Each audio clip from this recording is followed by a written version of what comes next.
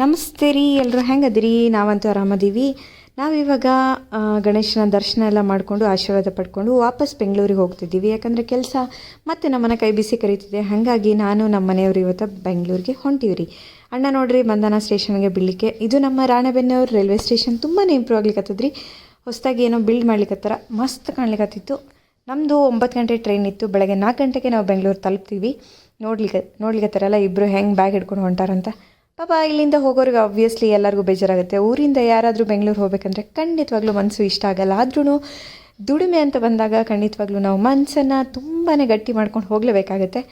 ಹಾಗಾಗಿ ನಾವು ಬಂದ್ವಿ. ಬೆಳಗ್ಗೆ ನಾವು 4 ಗಂಟೆಗೆ ತಲುಪಿದ್ದೀವಿ ಬೆಂಗಳೂರು. ಸೊ ಇಲ್ಲಿ ಒಂದು ಬಿಸಿ ಬಿಸಿ ಕಾಫಿ ತೊಗೊಂಡ್ವಿ. ಅದು ನೋಡಿದ್ರೆ ಕಲ್ಗಚ್ಚ ಥರ ಇತ್ತು, ಏನು ಮಾಡೋಕ್ಕಾಗಲ್ಲ.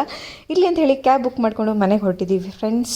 ಸೊ ನಮ್ಮ ಅಣ್ಣನ ಖಂಡಿತವಾಗ್ಲೂ ನೀವು ರೀಲ್ಸಲ್ಲಿ ಮಿಸ್ ಮಾಡ್ಕೋತೀರ ಅಂತ ಗೊತ್ತು. ಯಾಕಂದರೆ ಕಮೆಂಟ್ಸು ಹಾಗೆ ಮೆಸೇಜಸಲ್ಲಿ ತುಂಬ ಜನ ಕೇಳ್ತಿದ್ರಿ. ಇಲ್ಲಿ ನಾನು ಸ್ವಲ್ಪ ದಿವಸ ಬಿಟ್ಕೊಂಡು ವಾಪಸ್ ಬರ್ತೀನಿ. ಅಲ್ಲಿವರೆಗೂ stay tune to my YouTube channel. ಹಾಗೆ ನಮ್ಮ ರೀಲ್ಸ್ನ ಫಾಲೋ ಮಾಡಿ, ಲೈಕ್, ಶೇರ್, ಸಬ್ಸ್ಕ್ರೈಬ್ ಮಾಡಿ. ಬಾಯ್.